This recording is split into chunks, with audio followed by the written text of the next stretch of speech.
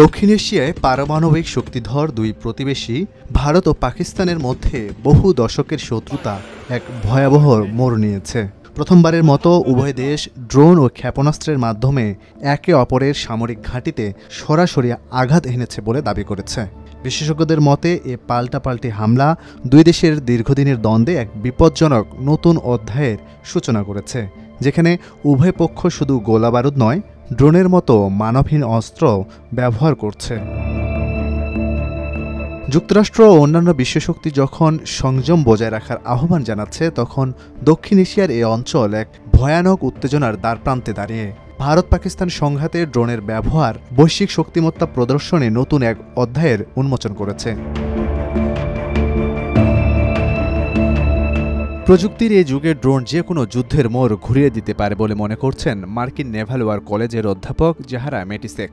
তিনি বিবিসিকে বলেন, ভারত পাকিস্তান সংঘাত এমন এক ড্রোন যুগে প্রবেশ করছে যেখানে এ অদৃশ্য চোখ ও মনুষ্যবিহীন নির্ভুলতা উত্তেজনা বাড়াতে বা কমাতে পারে। তাই দক্ষিণ এশিয়ার যে দেশ ড্রোন প্রযুক্তি ও কৌশলে এগিয়ে থাকবে, এ অঞ্চলের প্রতিদ্বন্দ্বিতাপূর্ণ আকাশে তারাই আধিপত্য প্রতিষ্ঠা করতে পারবে।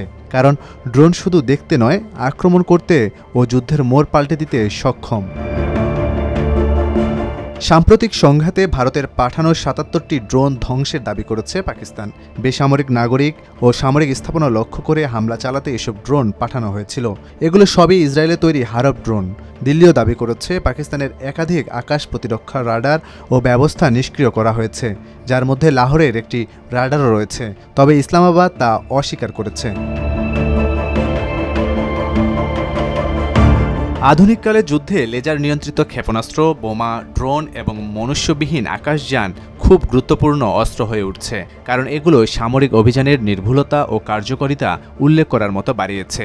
ড্রোনগুলো বিমান হামলার জন্য শত্রুর অবস্থান শনাক্ত করতে পারে, আর কিছু ড্রোন এমনভাবে তৈরি যে এরা নিজেরা নিশানা ঠিক করে দ্রুত ও নির্ভুলভাবে হামলায় সাহায্য করতে পারে।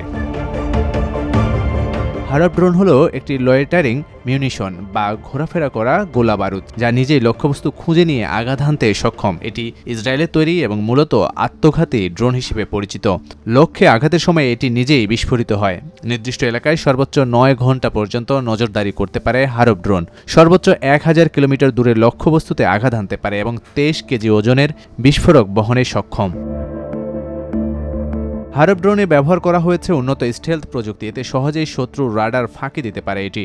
অন্যান্য ড্রোনের তুলনায় হারপের আকৃতি ছোট হয় এটি শত্রুর ঘাঁটির খুব কাছাকাছি গিয়ে আঘাত হানতে পারে।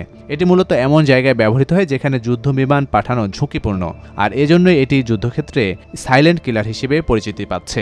নিজস্ব প্রতিরক্ষায় ইসরায়েল এ ধরনের ড্রোন ব্যবহার করে, পাশাপাশি ভারতও এ ধরনের ড্রোন নিজেদের আত্মরক্ষায় শামিল করেছে।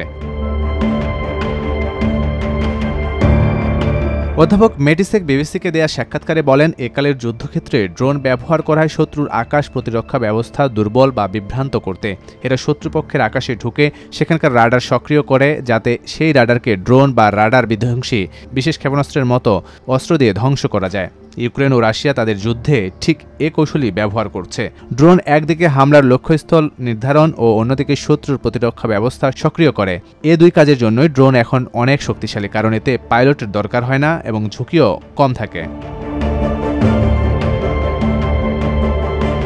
বিশেষজ্ঞরা বলছেন, ভারতের ড্রোন বহরের মূল ভিত্তি ইসরায়েলের নির্মিত নজরদারি ইউএভি, যেমন IAI সার্চার ও হিরন। পাশাপাশি আছে হারপি ও হারব লোটারিং মিউনিশন। এগুলো স্বয়ংক্রিয়ভাবে নজরদারি করতে ও নির্ভুল হামলা চালাতে সক্ষম।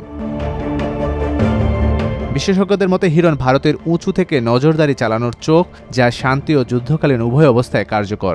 IAI সার্চার MK2 হলেও ফ্রন্টলাইন অপারেশনের জন্য প্রস্তুত করা একটি ড্রোন, যা 18 ঘন্টা উড়তে পারে। এটি ৩০০ কিলোমিটার পর্যন্ত দূরে ও ৭,০০০ মিটার বা ২৩,০০০ ফুট পর্যন্ত উচ্চতায় পৌঁছতে পারে।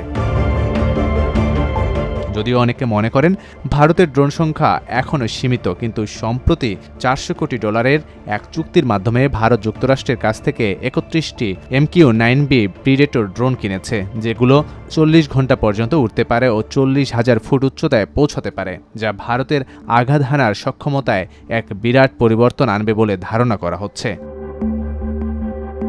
এদিকে পাকিস্তানের ড্রোন বহর বিস্তৃত ও বৈচিত্র্যময়। লাহোর ভিত্তিক প্রতিরক্ষা বিশ্লেষক ইজাজ হায়দার বিবিসিকে জানান, পাকিস্তানের ভান্ডারে রয়েছে হাজারেরও বেশি ড্রোন, যার মধ্যে রয়েছে চীন, তুরস্ক ও নিজেদের উৎপাদিত কিছু মডেল। উল্লেখযোগ্য ড্রোনের মধ্যে রয়েছে চীনা CH-4, তুর্কি বেরাক্তার আকঞ্জি ও পাকিস্তানের নিজস্ব বোরাক ও শাহপার ড্রোন।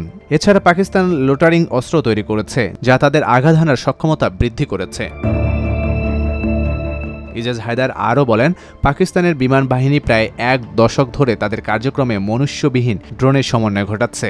তাদের প্রধান লক্ষ্য হল লয়াল উইংম্যান ড্রোন তৈরি করা, যা মানবচালিত যুদ্ধ বিমানের সঙ্গে সমন্বয় করে কাজ করতে পারে। অধ্যাপক মেটিসেকের মতে, ভারতের জন্য ইসরায়েলের প্রযুক্তিগত সহায়তা এবং হারব ও হিরন ড্রোন সরবরাহ অত্যন্ত গুরুত্বপূর্ণ ভূমিকা রাখছে, আর পাকিস্তানের তুর্কি ও চীনা প্ল্যাটফর্মে নির্ভরশীলতা তার অস্ত্র প্রতিযোগিতাকেই বোঝাচ্ছে। বিশেষজ্ঞরা মনে করেন, রাশিয়া ইউক্রেন যুদ্ধের মতো এই সংঘাতে ড্রোন এখনও মূল চালিকা শক্তি হয়ে ওঠেনি, যেখানে হাজার হাজার ড্রোন ব্যবহার হয় নজরদারির, লক্ষ্য ঠিক করা ও সরাসরি আক্রমণের জন্য। এদিকে ভারত পাকিস্তান দুই পক্ষই এখনও পাইলটসহ বিমান ব্যবহার করে ক্ষেপণাস্ত্র হামলা চালাচ্ছে। ভারতীয় প্রতিরক্ষা বিশ্লেষক মনোজ যোশী বলেছেন, ফাইটার জেট নয়, ড্রোন ব্যবহার কিছুটা সংযমের ইঙ্গিত দিতে পারে, তবে এটি যদি বড় পরিসরের আকাশ অভিযানের সূচনা হয় তবে পরিস্থিতি বদলে যাবে। এদিকে ড্রোন ব্যবহারের মাধ্যমে যুদ্ধের রাজনৈতিক ও সামরিক সূচনা বিন্দু অনেকটাই নিচে নেমে আসে বলে মন্তব্য করেন অধ্যাপক মেটিসেক। তার মতে, আপনি নজরদারি ও হামলা চালাতে পারেন সীমান্ত অতিক্রম না করেও, তবে প্রতিটি গুলি করা ড্রোন বা বিকল করা রাডার নিজেই হয়ে উঠতে পারে পরবর্তী সংঘর্ষের কেন্দ্রবিন্দু।